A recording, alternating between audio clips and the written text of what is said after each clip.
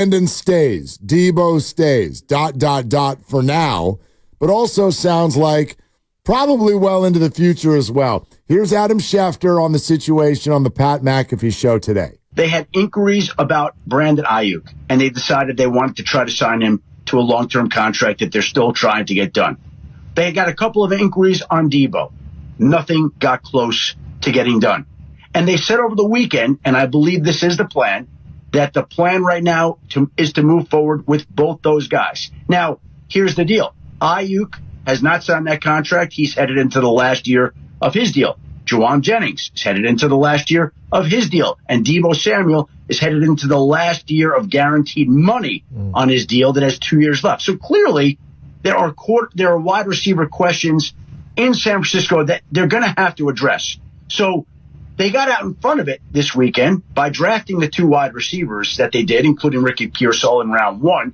And now the Niners don't plan to move on from either of those guys. Now, could that change at some point? Sure, absolutely. And by the way, if there's a team that all of a sudden has a wide receiver injury and makes a big play, could you pry loose one of these guys? It's not what they would like to do. It's not what they're planning to do. It's not what they want to do.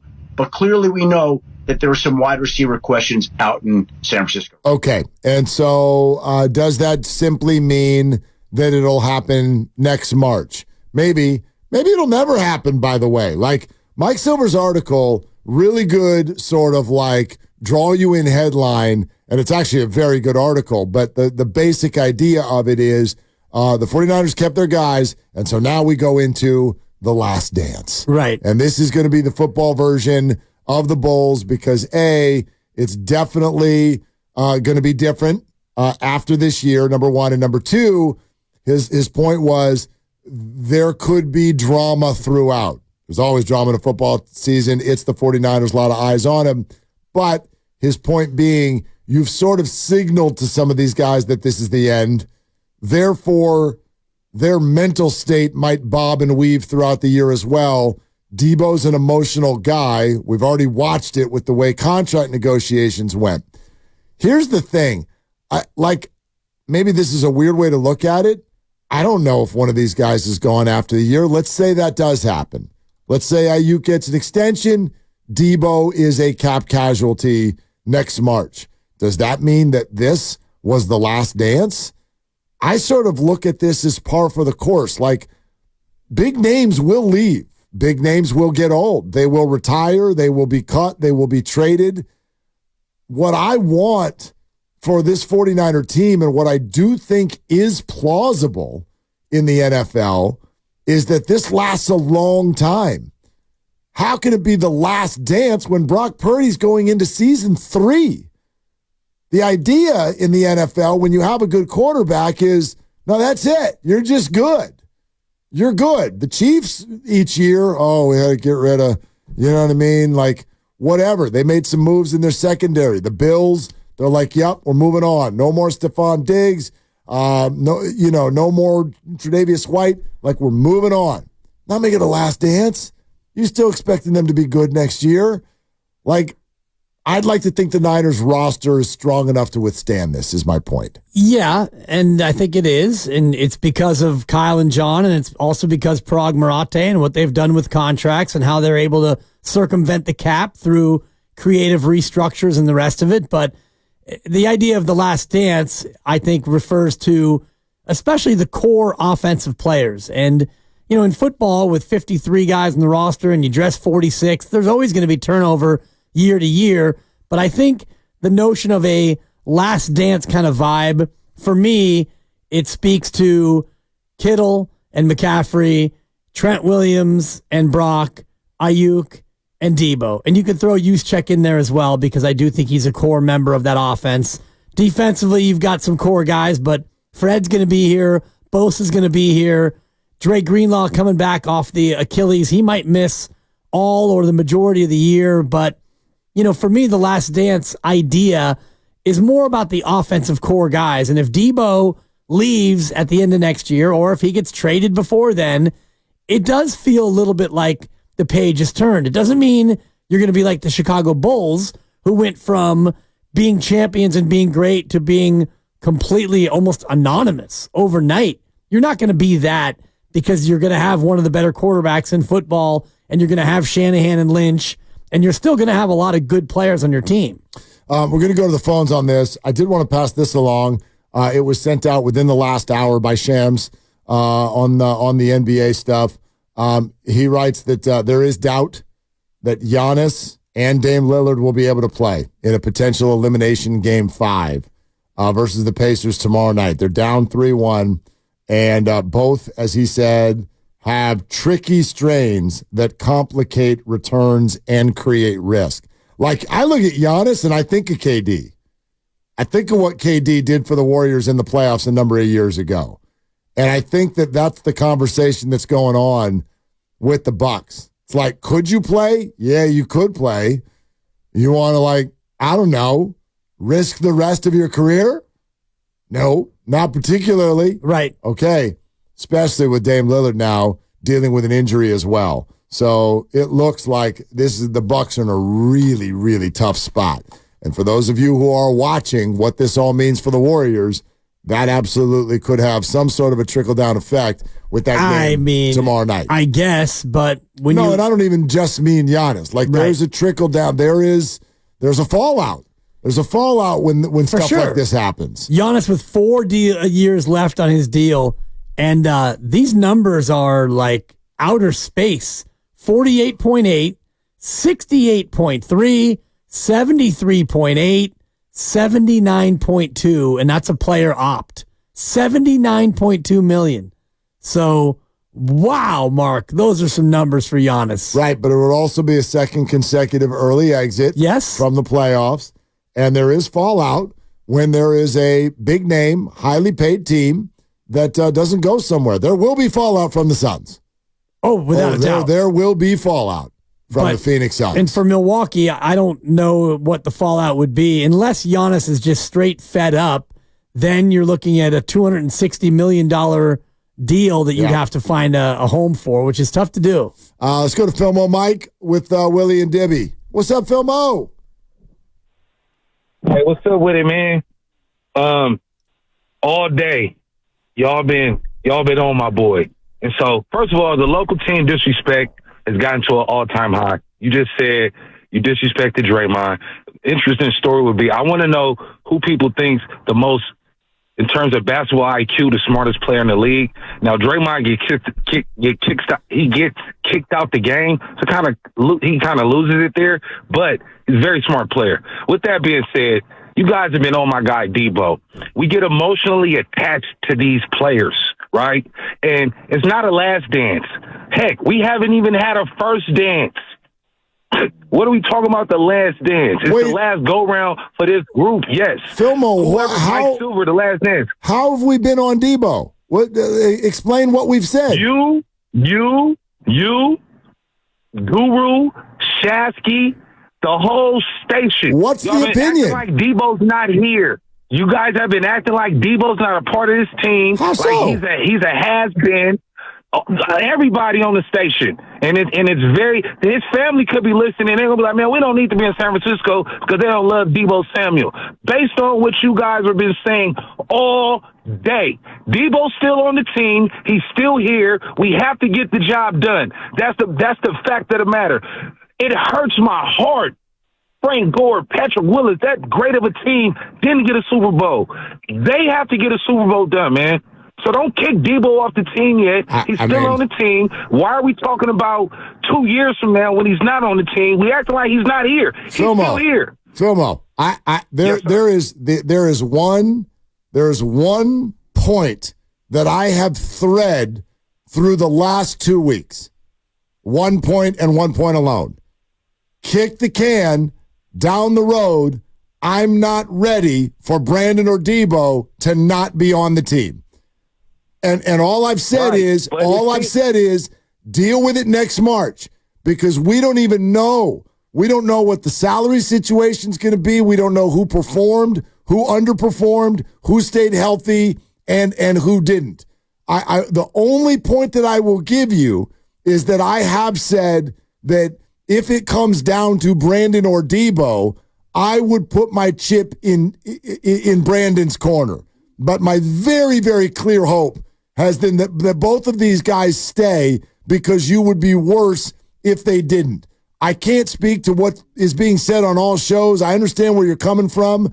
I sort of take issue with getting lumped in there. That's all I've said. That's all I've said for a week and a half. I mean, we should talk about that when it gets there. What we should be talking about is how is the rookie receivers going to, put their imprint onto the game. How puny is going to impact and possibly break the line. You guys talk about like the offensive line, but y'all don't say like the offensive line. So y'all act like the offensive line is raw. You feel what I'm saying? Like you guys give exception for the offensive line, but we don't give exception for Deebo Samuel. I don't get it. Yeah, I don't see it, to be honest with you, Philmo. Much love. I don't like it's April. It's April. We're not breaking down the game this week. We're breaking down how the 49ers have taken yet another step in reconstructing their roster, and for now, that includes Deebo Samuel, which is all that I've been wanting the whole time. I didn't want to trade. You didn't want to trade. Nobody's running Deebo off the team. We're looking at the possibility down the road. And the weekend went by, and they didn't trade Deebo, and now there's a report that Pittsburgh thinks they're close to getting a receiver, and people in Pittsburgh think it's either Ayuk or Deebo, possibly. And so it's a discussion point again, although I think it's very, very unlikely at this point that the Niners move off of Deebo between now and next March. I think beyond unlikely, and even more unlikely in the near term, this Steelers thing, which we've already said, our league sources say that there's nothing going on there. So maybe it's someone else. First off, you're listening to 95.7 The Game, KGMZ FM and HD1 San Francisco on Odyssey Sports Station, always live on the free Odyssey app, Twitch and YouTube, powered by First NorCal Credit Union. Upgrade your savings dividend. Open a First NorCal first-class money market today, and your chance to win a $500 credit to La Garza Sports Camp is coming up very, very shortly. Plus, we'll tell you how to get $50 off La Garza, even if you don't win the contest. So stay tuned on that. Now, Philmo brings up a different point that I would love to talk about. Feelings. Nothing more than feelings? Feelings? We're going to talk about feelings. Deebo's family might be listening. Therefore, rah-rah, sis boom ba, Deebo left, Deebo right, fight. This is the NFL. There are no tougher human beings on earth. And I get that physical and mental are not always married. I fully understand that. But when it comes to the National Football League and professional sports as a whole, hard decisions are constantly being made. The same people who are sitting here right now potentially worried that we're hurting Deebo's feelings have been kicking Klay Thompson in the ass for 2 years now and kicking and screaming about let him walk. I'm not paying Klay that. 4 rings. So, unfortunately, I would love that every time an athlete does something good, we kumbaya together and hold a parade. But it's just not reality. It's not how we can do this. And for me, if somebody cannot handle that level, if their stomach cannot handle constantly being talked about, imagining life without them, drafts and free agency that are built to replace you. Right. If you can't handle that, you're not built for this. But I'm not coming down Deebo's road because personally, I think he is built for this. And I haven't seen or heard him do anything that would indicate that his feelings are hurt. And, we had the Diana Rossini had talked to him and she relayed some of the conversation. None of that to me was about hurt feelings. It was him being aware of the reality of the situation, which is there's a draft, and you just mentioned it. Every year in the draft, every team across the league drafted a player over the 3 days of the draft who is going to or will or they think might replace somebody who's on the team. Every team in the league had a player at every position. Can we all agree that every team had at least a couple of linebackers and a few corners and a receiver and this and that and the other? And yet every team went about drafting players for positions that were already filled. So I thought all 220 picks were offensive, Dibs. Exactly. I really did. Every single you pick. You liked the pick. I found it offensive. They all were offensive. I thought the pick was offensive. So what are my draft grades? Offensive. All 32 of you. When the Bears take Caleb Williams number 1, are you telling me that the Bears didn't already have a quarterback? They had multiple on their roster. Indeed. So they gave Justin Fields away for a song. Well, they gave him away, but they had other quarterbacks who now, yes. Oh God, I can't believe the Bears took Caleb Williams. Boy, I'm offended. So it's a league where you're not allowed to be offended. If you want to get offended, you should be offended by the fact that contracts aren't guaranteed. Absolutely. And that is what leads to more hurt feelings than the fact that the Niners took a couple of wide receivers. Do you ever think about, you want to know what's offensive? What's offensive is that when a player gets drafted in the NFL, he has no choice but to, the next thing that he does, he doesn't get to call mom and dad. He gets to walk out on the stage and hug the person who's going to take advantage of the next 5 to 10 years of his life. Right. That's offensive. But we dance with it because we dance with the devil. And that's the deal. Football's an ugly business.